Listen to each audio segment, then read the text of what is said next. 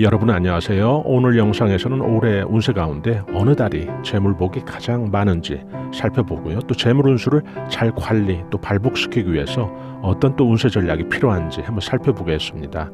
힘드신 시기에 또 여러분들이 재물 운세 전략을 세우실 때 이런 정보가 좀 참고가 된다면 좋겠습니다. 운세 예측이 되면 12달이 다 좋을 수는 없죠. 그래서 매 달은 어떤 특징들을 갖는데요. 구설이라든지 또 약세운이 예측되기도 하고 또 어떤 달은 재물운이나 또 성취운이 강하게 그렇게 예측되기도 하는데요. 이 시간에는 주로 재물운에 집중해서 한번 살펴보겠습니다. 원숭이띠의 올해 재물 운수의 시작은 음력 3월이죠. 즉 지금인데요. 5월달에 상순까지 이 운에 영향을 받을 텐데요. 금계포란의 운세죠. 금계포란의 운세는 실속 있게 또 작은 것을 품어서 나중에 옥동자를 만들듯이 큰 것을 만들 그런 준비를 하는 그런 운세인데요. 품는다는 것은 금전이나 또 실속 있는 알을 의미하기도 하고요. 또 사람을 품는 또 사람을 잉태하는 것도 함께 의미하죠. 애정이나 연애운이 좋아지는 그런 운세이기도 하고요. 또 신혼 같은 경우는 또 임신을 의미하기도 하는데요. 오늘 이 시간에는 금전운에 좀 집중해서 설명을 해드리겠습니다. 여러분께서 운세 예측을 들으실 때 이 금계포란의 운세, 지금 설명드린 이런 운세가 예측된 달에는 항상 구설은 조심하셔야 됩니다. 결국 내 이름이 타인에게 오르락내리락 하지 않게 해야 되는데 그러기 위해서는 좀 인간관계에 있어서 좀 세심하게 적당한 그런 거리두기도 필요한데요. 운세 예측이 길하게 이렇게 나온 달에는 여러분들께서도 좀 집중해서 운세 대응을 하실 필요가 있는데요. 예를 들어 지금 같은 이 금계포란의 운세에서는 황금닭이 알을 품는 그런 운세이지 않습니까? 그러면 시끄럽고 어떤 구설이 구설의 어떤 소지가 생길 그런 일이 생긴다면 알을 집중해서 품을 수가 없겠죠. 여기서 알이라는 것은 결국 금전이나 재물발복, 후일에 큰 어떤 목돈이 되어 있을 그런 재물운수, 후일을 기약할 수 있는 재물운수를 의미하거든요. 금계포란의 운세가 예측이 될 때는 항상 여러분들께서도 구설은 조심해야 된다. 이런 것 한번 기억해 두시면 좋고요. 또 금전적으로 또 재물 쪽으로 유리한 그런 어떤 운세 예측이 있는 달에는 또 여러분들께서도 좀 적극적인 그런 행동과 전략을 세우시면 좋은데요. 예를 들어 여러분이 받지 못한 그런 외상값이라든지 물품대 혹은 임금, 자재값, 기타 다양한 채권, 채무관계에서 해결되지 않은 그런 돈들도 이런 달에는 여러분들한테 유리하게 재물운이 형성되어 있는 그런 달에는 좀 유리하게 해결될 수가 있거든요. 그래서 가만히 계시는 것보다는 좀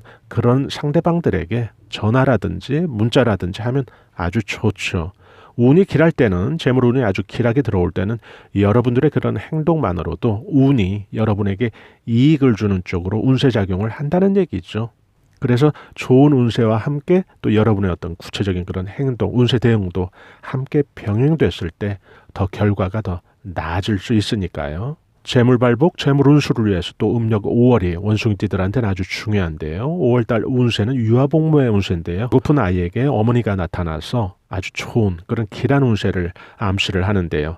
그런데 이 운이라는 게 결국 외부의 귀인이라는 그런 어떤 외부의 도움으로 내 운이 반전되는 그런 형국을 의미하거든요. 아주 길한 어떤 운세를 말하는데요. 귀인이 나에게 도움을 주고 그동안 막혔던 일들이 뜻한 방향대로 성취되는 그런 운을 귀인이 들어올 때 함께 가지고 오거든요. 결국 이런 달에는 재물운에 어떤 막힌 운이 있다면 풀려주는 그런 어떤 운세죠. 1년 12달 가운데 원숭이띠들에게 가장 목돈 운이 좋은 수륙천금의 운세가 음력 10월에 펼쳐지는데요. 음력 10월에 펼쳐질 이 수륙천금의 운세라는 것은 손으로 천금을 희롱할 정도로 1년 12달 가운데 이 목돈 운, 또 돈의 융통과 흐름이 아주 가장 좋은 달이죠. 목돈이 움직인다는 거죠. 부동산 매매로 인한 혹은 이동, 이사를 앞두고 혹은 각종 거래에 있어서 큰 거래가 발생하면서 내 수중에 목돈이 들어오게 되는 그런 운세인데요.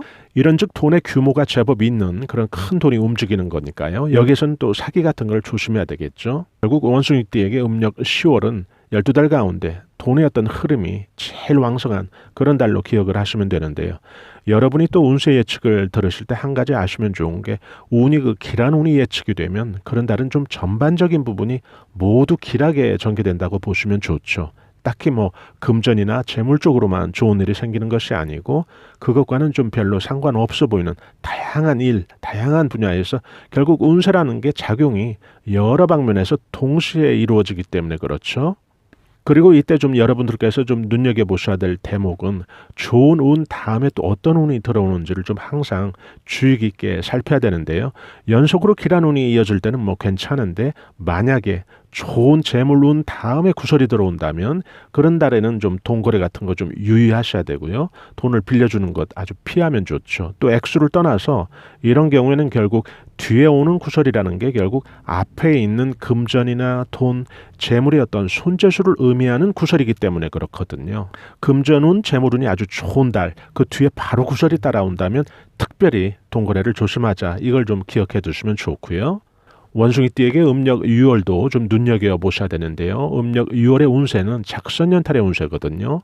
마치 그 솔개가 까치집을 빼앗아 먹을 정도로 12달 가운데 운이 아주 가장 왕성한 그런 운세죠. 식욕에 비유하면 여러분들의 그 식욕이 아주 왕성해져서 다른 사람이 먹는 것을 빼앗아 먹을 정도로 그렇게 강한 운세를 의미하는데요.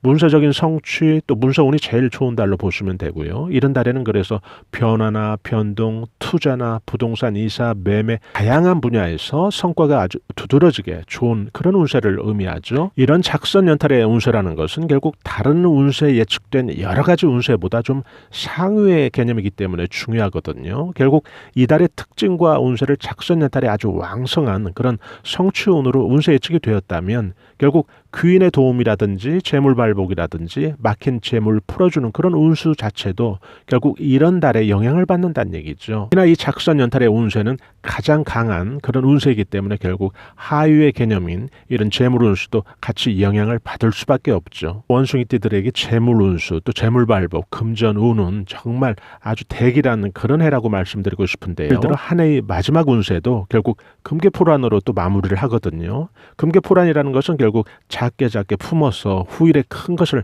만들어가는 그런 운세라고 제가 설명을 해드렸죠. 금괴포란의 좋은 운세가 올해 하반기에 마지막 달의 운세로 예측이 되었다는 얘기는 결국 내년 상반기 정월달의 운을 결국 이런 어떤 재물운세 발복으로 시작한다는 얘기죠. 그래서 좋은 거죠. 여러분들께서 재물복이나 재물운수시에 이런 운세 전략을 세우실 때 재물운 쪽으로 이 길하게 운세에 예측이 된 그런 달들은 여러분들께서도 좀 운세 대응을 적극적으로 확장시킬 필요는 있습니다. 그래서 투자나 또 사업하시는 분은 투자액을 늘린다든지 투자처를 좀 늘린다든지 하면 좋은데요. 수익의 어떤 그 증대와 함께 확정된 그 수익의 현금화도 동시에 중요한데요.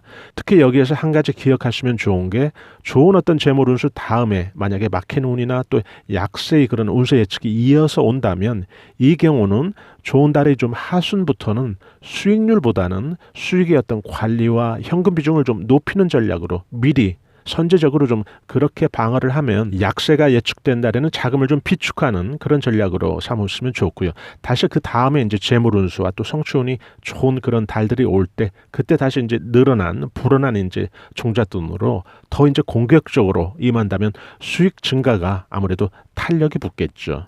올해 유난히 금전적으로 재물 쪽으로 아주 길한 운세가 많이 예측되어 있는 이 원숭이띠들 올 한 해 아주 기대되는 그런 띠들인데요. 올 한 해 원숭이띠들에겐 좀 유난히 재물운과 또 재물발복 쪽으로 길한 운세가 많이 예측되어 있죠. 그래서 이런 것들이 실제로 또 여러분들 사시면서 하나 둘 꼭 성취되신다면 더 좋을 텐데요. 오늘 간단히 재물운 살펴봤고요. 재물운에 따르는 운세 전략까지 살펴봤습니다.